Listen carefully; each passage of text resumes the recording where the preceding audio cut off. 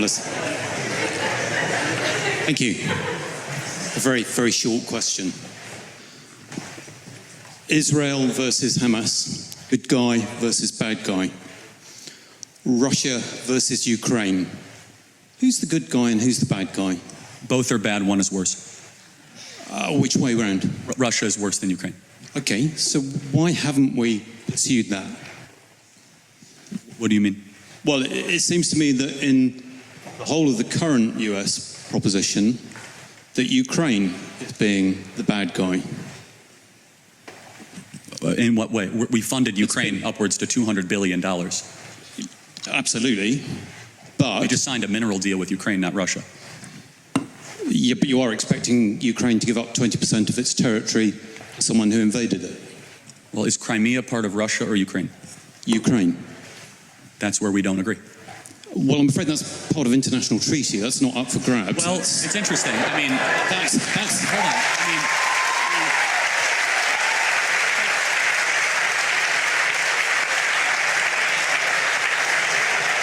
Even Zelensky has said he's willing to give up Ukraine. No. America signed the agreement that gave Ukraine Crimea. Right. When the Soviet Union ended. Right. It was done. First of all, it never should have been done. It was largely ceremonial. But however, it was annexed under Obama. Yes, and it was a mistake. And it should be given back to Russia as a sign of good gesture to end this conflict. Okay. Who's currently controlling Crimea? Where was the Russian Navy headquartered in World War II? Where was the end of World War II? This is very important. I'm not doubting that. I'm just saying that if we're being logical on what has happened, that you are now arguing against that flow. And I don't understand it. Because actually, why is Ukraine the bad guy? No, I said they're bad. They're not the bad guy. Yeah, well, you said they were both bad, but one was more bad. Correct, yes. So why is Ukraine bad? Well, there's a lot wrong with Ukraine. First of all, they're not a democracy. Zelensky refuses to hold an election. Well, no, he can't hold an election. Oh, wait, did Churchill hold an election during the war? Because under his constitution... Hold on, Lincoln held an election during the war. That's not true. He can call an election. He can call a snap election. He's full dictator of the country. No. Because he knows that the people of Ukraine would kick him out immediately because he's deeply unpopular. In fact, if he wanted to show a statement to the world, he would call an election and win by 80% and say, see, I'm super popular. So that's number one. I have a problem with that. I have a problem with a person being propped up as a government we're sending $200 billion to that refuses even to face his voters. Okay, I can't agree with you factually on that at all. Okay. I mean, constitutionally, Ukraine is not able to hold an election because it's under military law at the moment, and that's just a matter of fact. Again, he can, as a prime minister or president, he can do whatever he wants. He can't. Okay, all right, we're going to just go back and sign an executive order and change their constitution. Okay. Neither can the American president either, so hopefully there's a bit of... He could even do a ceremonial election to see where he actually stands with the people. I think we call those opinion polls. Yes, and they're very negative. Firmly ahead in the opinion. Again, but you would agree that a person that holds on to power without the election of the sovereign is pretty questionable. No, not in those circumstances. Okay, then we disagree. No, okay, that's fine. But give me another reason why you... They are the most corrupt country in Europe that never even met the most remote standards of joining NATO.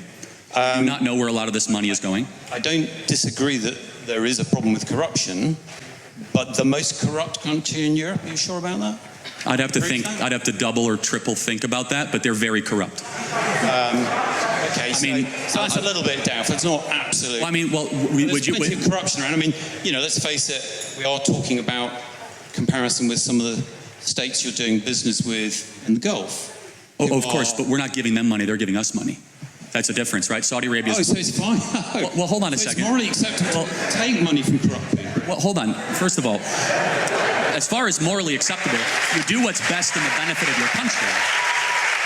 And so, for example, we were allied with Russia during the Second World War, and I'm glad we were. And I would ask you, don't forget, how much money is too much money to send to Ukraine? We're at $200 billion right now. I don't think you have to send any more money to Ukraine. We agree. I think you have to agree to support them as a free country and perhaps sell them weapons, like you're very happy to sell weapons to less free countries. And I think Europe will pick up the slack, as we ought to. And I don't disagree with some of the comments about Europe not looking after its own security. I just don't get this approach, which was supposedly to end the war quickly, which now seems to be elongating it, and in doing so, throwing up a smokescreen of very variable facts, if they are facts at all, about how things occurred, which actually isn't helping things. And if people can't see that Putin is stalling, I'm just really I agree with you. I think he might be stalling. And therefore, and I think even your president has acknowledged the fact that he thinks he might be stalling. That's correct. So we don't have a disagreement there.